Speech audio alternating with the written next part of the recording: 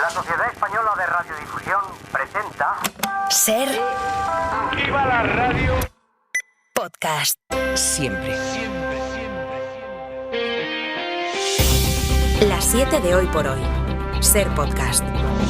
Hola, buenos días. Casi 3 días después del atentado terrorista en Moscú y a pesar de que el Estado Islámico ha reivindicado la autoría, Vladimir Putin insiste en señalar a Ucrania. Está aprovechando de hecho la coyuntura para redoblar la ofensiva militar, los ataques sobre el país que tiene invadido.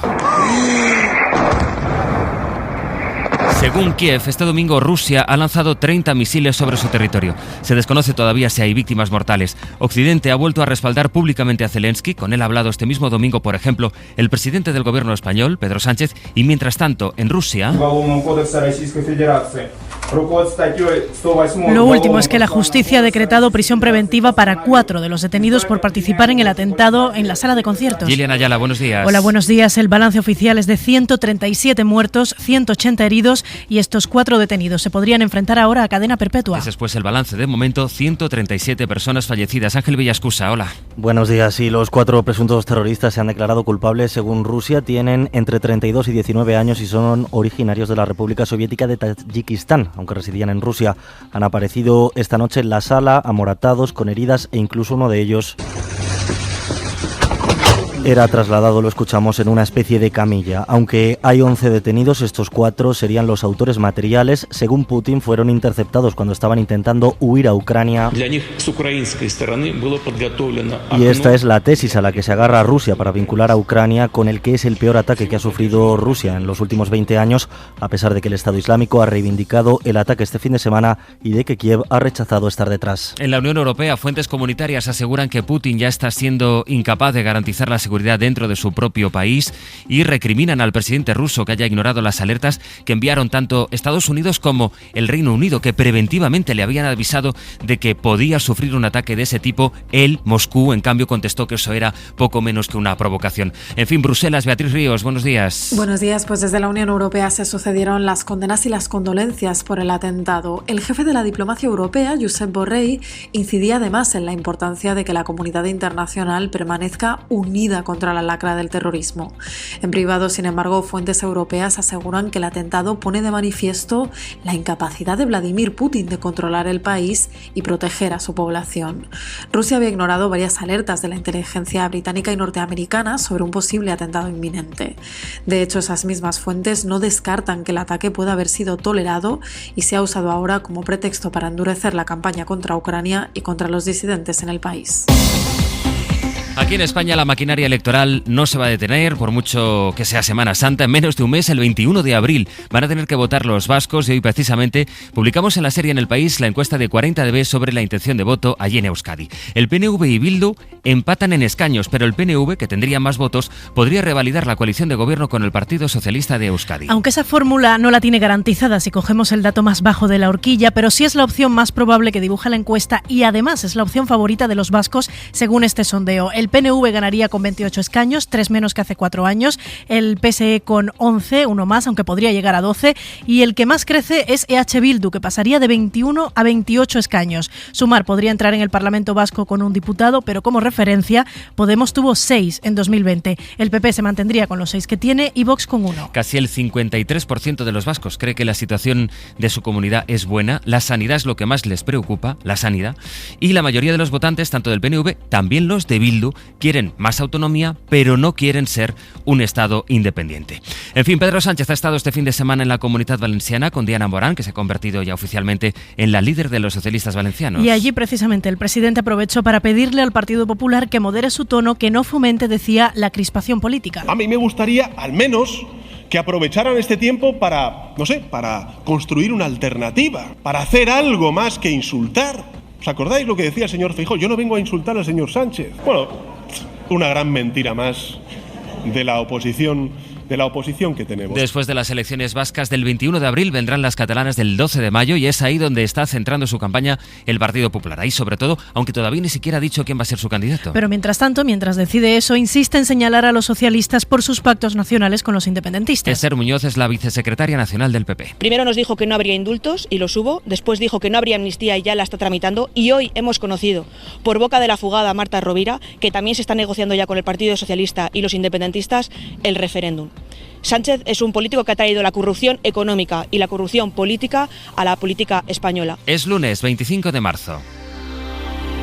Escuchamos pues cómo el Partido Popular asume la versión de Esquerra, que este fin de semana ha asegurado que ya está hablando con el Partido Socialista sobre un posible referéndum de Cataluña, en Cataluña. Esto es lo que dice Esquerra Republicana y lo que en todo caso el Partido Socialista niega. Pero así, en definitiva, empieza otra semana de precampaña en la que se van a seguir ratificando candidatos dentro de los partidos. Radio Barcelona, Susana Ruiz, buen día. Buen día. Sí, fuentes del PSOE han confirmado a la SER que se reúnen periódicamente con Esquerra, pero que en estos encuentros aún no han abierto el melón del referéndum. Los socialistas dicen que será el último tema que abordarán y advierten que no será fácil hallar una solución. A todo esto, como decías, los partidos catalanes van perfilando sus candidaturas para el 12 de mayo. PSC, Esquerra y Junts ya tienen decidido sus cabeza de lista, Illa, Aragonès y Puigdemont, respectivamente. Ayer Vox confirmó que Ignacio Garriga repetirá y hoy Jessica Albiach será proclamada número 1 de la lista de Comuns. CUP, PP y Ciudadanos aún no tienen candidato y aparece una novedad en la ecuación. La alcaldesa de Ripoll, Sílvia Orriols, anunció anoche a través de las redes sociales que la formación que preside, Aliança Catalana, se presenta por primera vez al Parlament con ella como cabeza de cartel. Veremos pues cómo puede cambiar eso el mapa político catalán. Hoy por hoy noticias. Ser podcast. En el mundo preocupa bastante la salud del Papa Francisco. Ayer fue Domingo de Ramos y el pontífice, visiblemente fatigado, no pudo pronunciar la homilía. Se quedó en silencio frente a los 25.000 fieles que estaban ayer en el Vaticano y ya van 4 semanas consecutivas en las que el Papa no puede leer discursos largos porque se queda sin aire. Corresponsal en Roma, Joan Solés. Quizás porque Francisco no se ha recuperado completamente todavía de la bronquitis y de la gripe que padeció en invierno. O quizás porque el texto que la Secretaría Pontificia le había preparado no era muy apropiado, digamos, al Domingo de Ramos, o quizás simplemente porque el Papa optó por no hacer el habitual sermón de las grandes celebraciones y en su lugar observar silencio tras la lectura del Evangelio.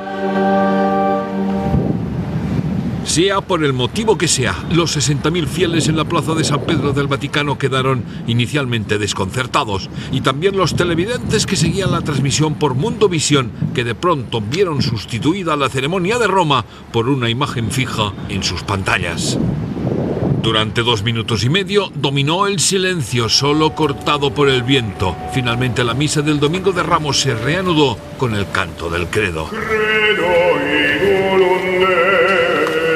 Según la oficina de prensa del Vaticano, Francisco optó por el silencio y el rezo, aparcando la homilía, pero el comunicado no especifica los motivos. Aquí en España, las operadoras de telefonía están esperando la orden del juez Pedraz para bloquear el servicio de Telegram en nuestro país. Esa es una red social con muy poco, casi nulo control de los contenidos, de ahí que sea la que utilicen disidentes políticos o incluso grupos vinculados al terrorismo o a grupos extremistas, aunque en España se bloquea por la denuncia de Movistar Plus, Mediaset y A3 Media. Porque dicen que se publica contenido audiovisual suyo de forma pirata, Karima Garbi. En la orden judicial, el juez Pedraz le da 3 horas a las teleoperadoras para que suspendan la actividad de Telegram en España una vez hayan recibido oficialmente la notificación. Fuentes del sector aseguran que ninguna de las compañías lo ha recibido, pero afirman que sus equipos legales y técnicos ya están trabajando y coordinándose para aplicar el bloqueo. La decisión del juez llega después de que Telegram se haya negado a responder a su petición de información tras una demanda interpuesta por Mediaset, A3 Media y Movistar por supuestamente alojar contenido no autorizado subido por alguno de sus usuarios. En el auto se establece una prórroga al bloqueo de hasta 6 meses mientras dura la investigación, por lo que se desconoce todavía cuánto se extenderá este bloqueo. Y todo esto mientras crecen las voces que cuestionan la eficacia y la proporción de una medida como esta.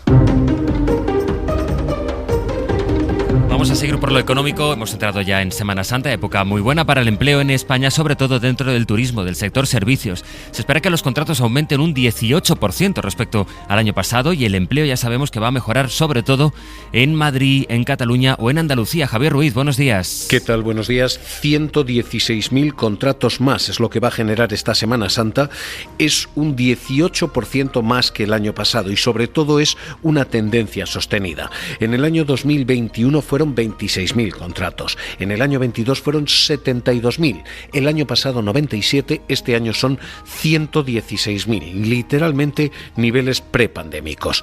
3 autonomías concentran la mitad prácticamente de todos esos contratos. Madrid, Cataluña y Andalucía agrupan el 46% del volumen total de vacantes según los datos de Randstad, que dejan una conclusión positiva. La economía puede con estas cifras batir su récord histórico de empleo, pero que dejan una asignatura pendiente en lo negativo. España sigue dependiendo enormemente de las vacaciones, de la estacionalidad de su economía. Baleares, por ejemplo, ya se prepara para una semana de mucho turismo nacional. Este domingo han llegado al aeropuerto de Palma 202 aviones vendidos completamente y la mitad procedían de la península y de Canarias. En Castilla-La Mancha, los hoteles, hostales, casas rurales ya rozan el lleno. La ocupación este fin de semana estaba en torno al 80% de media y en las casas rurales, de hecho, estaba en el 90%. Además, muchos bares y restaurantes de la comunidad han tenido que reforzar su plantilla por la alta demanda esta semana. SER Toledo, Cristina López Huerta, buenos días. Buenos días. Espera que ciudades como Toledo o Cuenca rocen el lleno a partir del Jueves Santo. Turismo, sobre todo nacional. Alicia Corroto es responsable del sector de hoteles de la Asociación de Hostelería de Toledo. Bajamos un poquito, luego ya lunes, martes, miércoles y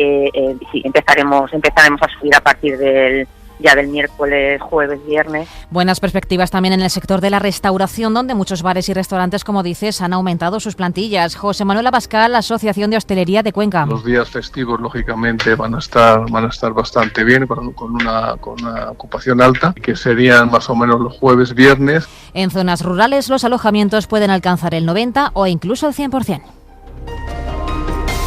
De la crónica del mundo sigue siendo noticia la guerra en la Franja de Gaza. Hoy el ministro de Defensa israelí se va a reunir en Washington con el secretario de Estado de los Estados Unidos. A la Casa Blanca lo que le preocupa es cómo Israel está tratando a los civiles y cómo está ejecutando su operación militar en Rafah. Saben que es la última ciudad que les queda de refugio a más de 1 millón de palestinos. Allí han muerto, de hecho, en las últimas horas otras 27 personas por bombardeos israelíes, 18 en el centro de la Franja. 170 terrorists were neutralized.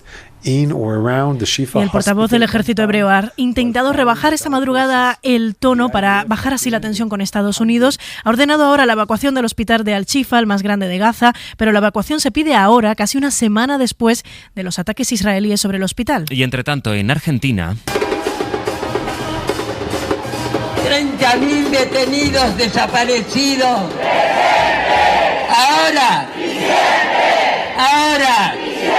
Así ha celebrado el país el Día de la Memoria por la Verdad y la Justicia. Miles de personas llenaron la Plaza de Mayo en Buenos Aires y las calles de la capital para recordar a los 30.000 detenidos y desaparecidos durante la dictadura. La imagen ha sido la de los pañuelos blancos de las madres, también de las abuelas, de las familias llenando las calles. Fue también un acto de protesta porque tan solo 24 horas antes el gobierno de Javier Milei había publicado un vídeo por el Día de la Memoria en el que cuestionaba toda la historia y el relato conocido hasta ahora, también el número de desaparecidos y presentaba esa época como simplemente un enfrentamiento entre dos bandos.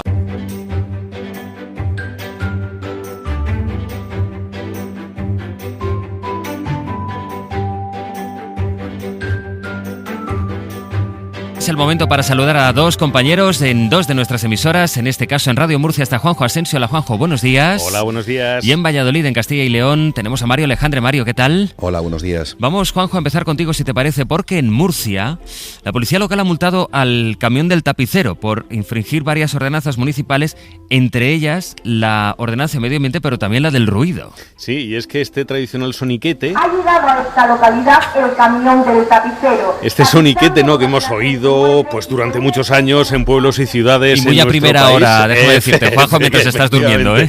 Sí, bueno, pues parece que aquí va a tender a desaparecer. En la pedanía murciana de Patiño, una patrulla de la policía local intervino y movilizó la furgoneta del tapicero, ya que esta fue objeto de varias infracciones administrativas que implican pues sanción económica. La policía considera que el vehículo con megafonía estaba provocando demasiado estruendo y de ahí pues bueno una de las sanciones, tanto que los decibelios que emitía su suponía esa infracción, como comentabas, a la ordenanza municipal de medio ambiente y también la de ruidos. También fue multada por no cumplir con la ley de ordenación del transporte terrestre, por una tercera infracción contra el Reglamento General de Vehículos. Bueno, pues de seguir así, Sastre, la actuación policial con esta actividad, pues seguro que tiene los días contados. La historia en tantísimos pueblos, que a primera hora, pues eso, el camión del tapicero, melones y sandías, en fin, lo que se tercie. Bueno, Mario, la Guardia Civil que investiga a un vecino, en este caso de Valladolid, por dañar presuntamente un árbol milenario en un pueblo de León. Sí, el pueblo San Cristóbal de Valdueza está en la comarca del Bierzo, muy cerca de Ponferrada, y el árbol es un tejo que está incluido en el catálogo de especímenes vegetales de singular relevancia de Castilla y León.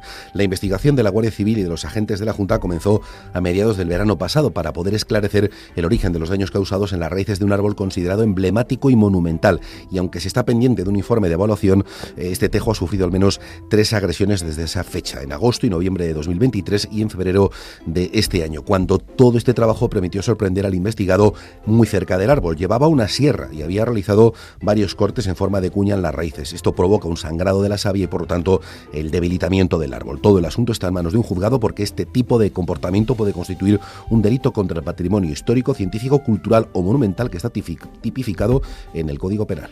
Juanjo, y otra de las imágenes del fin de semana que ha llegado de Murcia, bueno, del presidente de la región, con ese desfile en la procesión del Viernes de Dolores en Lorca, que se puso al frente de una cuadriga al estilo Ben-Hur. Bueno, en otras ocasiones ya os hemos contado la importancia de los caballos en los desfiles bíblico-pasionales de Lorca, una ciudad que ahora estos días en Semana Santa se divide en Paso Blanco y Paso Azul. Bueno, pues el presidente regional, Fernando López Miras, es un declarado blanco y el Viernes de Dolores fue el centro de atención en el tramo del desfile oficial al guiar una cuadriga, uno de los estandartes de esta Semana Santa, y que dirigió la carrera durante todo el trayecto. Los blancos, al percatarse de quién estaba representando al emperador Teodosio I el Grande, no dudaron en vitorearle.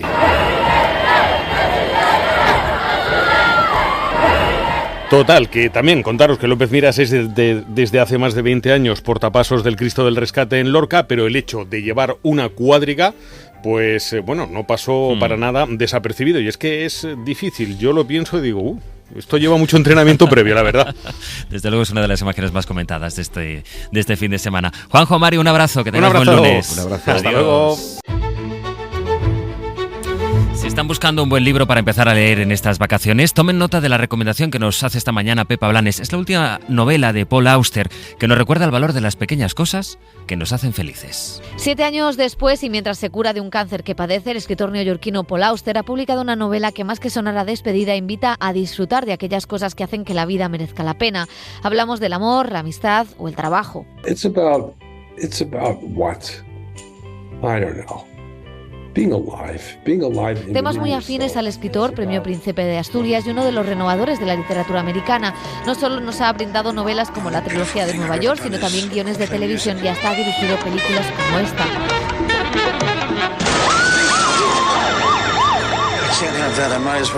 Paul Auster nos invita de nuevo a pasearnos por su manera de ejercer el estilo literario, de contar la pesadumbre de la vida, pero también sus ilusiones.